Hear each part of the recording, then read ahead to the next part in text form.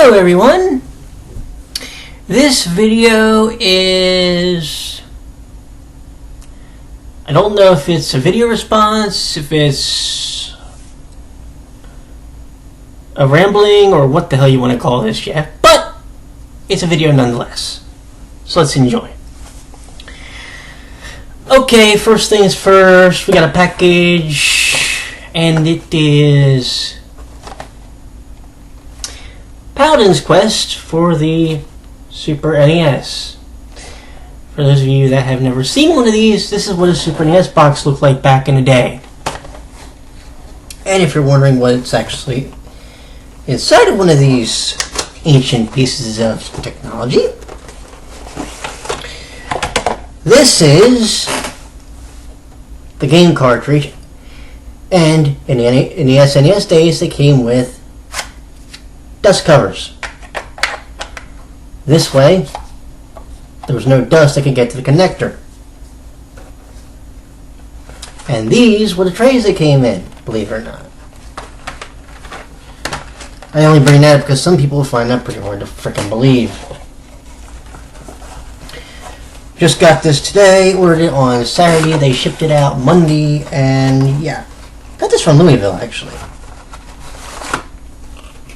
From, Louisville, Kentucky. At first I was wondering if I was actually going to get here, but because how slow it seemed to be moving, but we got it. In case y'all are wondering, I'm getting ready to go face this excuse me, thing called a perp bird. Its big weakness is to fire, but one of the things they want you to do is to get Midia's lightning ability up. So I'm working on that, try and max that out, so when if the time comes later when we really need it, I'll be ready with that. A lot of interesting mechanics with this game, but I'll talk about those when I actually either review it or do an impressions video on it. But this video, speaking of this game, this video is going to be talking a little bit about a video that one Derek Ward, aka the Completionist, put up. And the title of his video,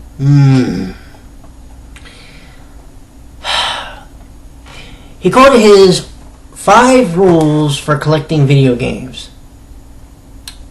Alright, now I want everybody to stop for a second. First thing I'll get out of the way right now, I'm not attacking the man. But I am going to say this. Rules for a hobby.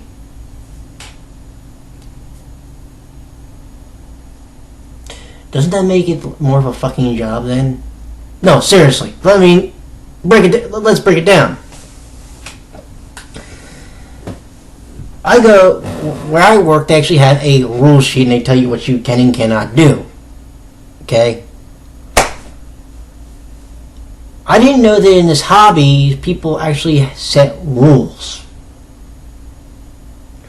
To me, then, that's not a hobby, and granted, for some people, game collecting can be a job because of they're getting paid to do it because of their contracts they may have with certain websites or whatever, but that's a whole other story. But, you know, this is a hobby. You know, for me, gaming, music, and anime are hobbies. Those are my 3 big ones. Do you know how many rules I actually have for my hobby? For my hobbies? That many. A big fat donut. Because I know that I can control myself without setting rules. I know I have this thing called willpower. See, I think if you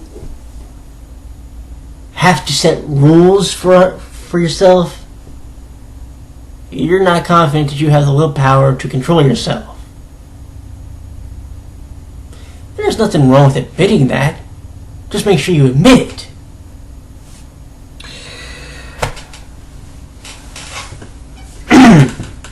See, I've been gaming since 1986. I've been listening to music since about 1986. And I've been watching Japanese anime since about 1995. So almost 20 years. Right? I know it was in high school. Maybe it was 94. Anyway. Here's the thing. Those three things I mentioned are hobbies to me. And I don't necessarily have rules that govern them. I don't really have guidelines. I do look at certain things and I do about certain games and then I'll go, no. Here's some things you may or may not know about me when it comes to gaming. I do play the JRPGs, but I also play platformers. I also play shooters. I also play beat 'em ups. I'll play virtually almost any type of game possible. Dating simulations. I actually have, one of those boxes behind me. I actually have 2 dating simulation games for the computer. I wonder if they'll work on this computer. Anyway, as neither here nor there. But anyway, I always look at the hobbies that I'm involved in,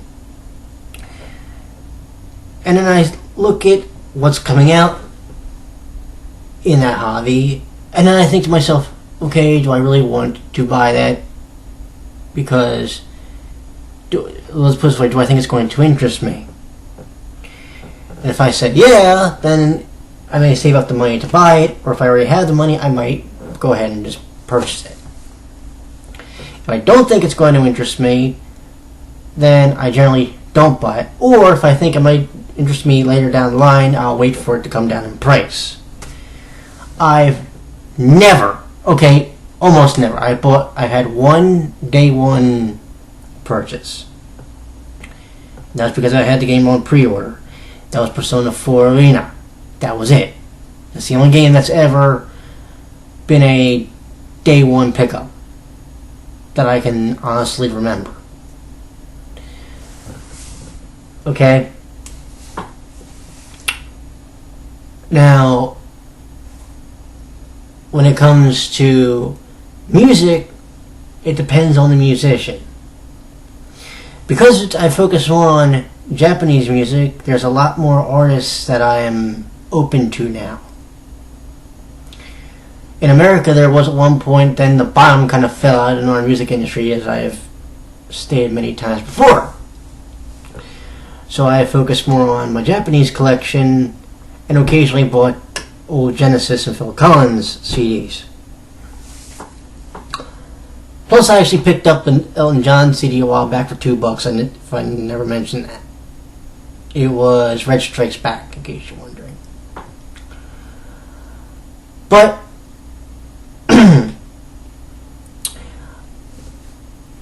if somebody says to me, well, okay, do you have any rules? No. I don't have rules. I don't have guidelines because I want to enjoy my hobbies. When it comes to anime, I will pretty much watch anything. Any series. Even if I don't like it when I have to review the darn thing, I'll watch it all the way through and then I'll just give it a good rating. I have no series type that I won't watch. Just about all of them are fair game. It's kind of like when I listen to Japanese music, I listen to Visual Kai, I listen to J-Rock, I listen to J-Pop, I I listen to Enka. I listen to everything you could think, just about everything you could think of, and then some. In the Japanese music scene. Game soundtracks, anime soundtracks, whatever.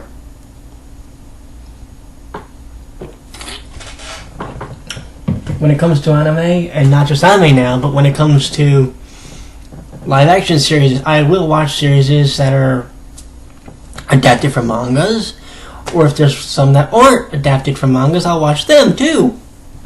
I have no issue with them. I'll watch anything that looks absolutely interesting to me. I have no qualms about it. And people will say to me, well, you must be putting a hole in, huh? No. Because you see, this kind of ties in to two of Derek's rules. The thing about importing and paying what the thing's worth. I look for a deal. If I was ever able to get a video camera and I could show you the way I operate in a GameStop, I pick up the games that are cheap. I do that for two reasons. One, if I end up liking the game and I got it for cheap, then in my mind I got a steal. Because the people that didn't buy the game didn't know what the hell they were missing when they didn't buy fill in the blank. Be it Mirror's Edge or Brink or whatever. And if I don't like the game, then I'm only out that amount of money. That's the way I look at it. That's also the beauty of being open to more than one genre. See? Because when you're open to more than one genre, you can look around at the store and you can go, that game looks interesting, but let me see if I can find another game that may be cheaper or in the same genre. Oh, that game is cheaper, and it might be one that I might be interested in. This is why I also pick up used games, too. And I have no issue with that. I think sometimes people look at used games as the devil. I don't know why. They just do.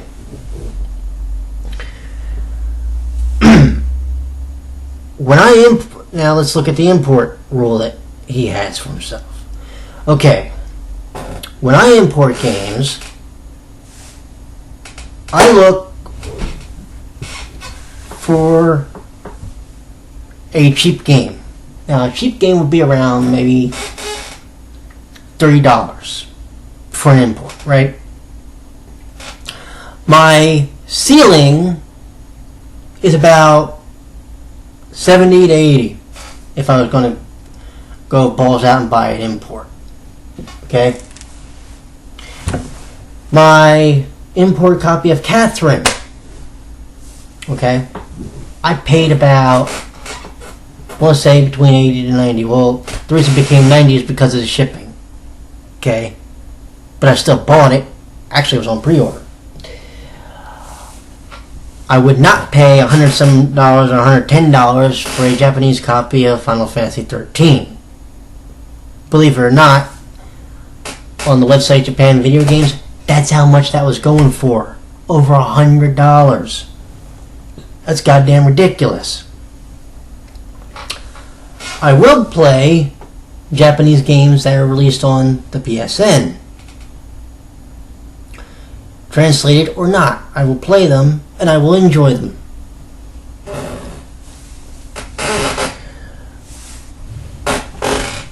Or I'll get very frustrated because I'm getting my ass kicked all over the place.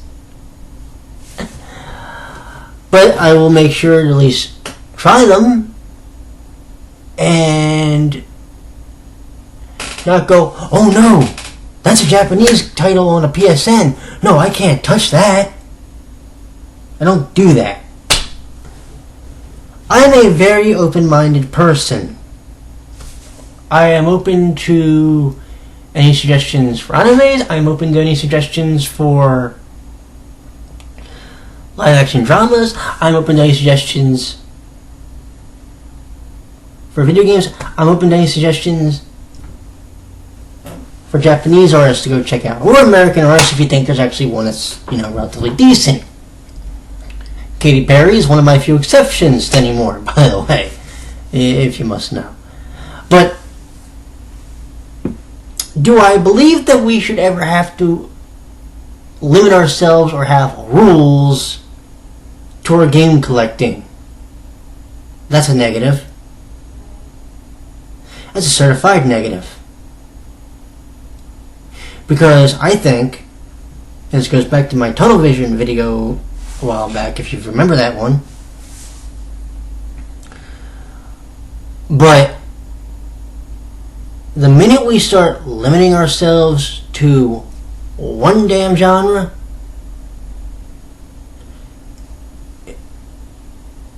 you're lucky if you held out that long in the gaming world, because when you cannot enter a discussion with someone about a game, like when someone talks to you about a game, if they're talking right over your head, you kind of have to look at yourself sometimes. Not them, look at yourself and go, maybe I should go check out this game so-and-so is talking about. Just see what actually it's all about. God forbid I enjoy it. And then, we can all get happy. But, let me ask you, my dear friends,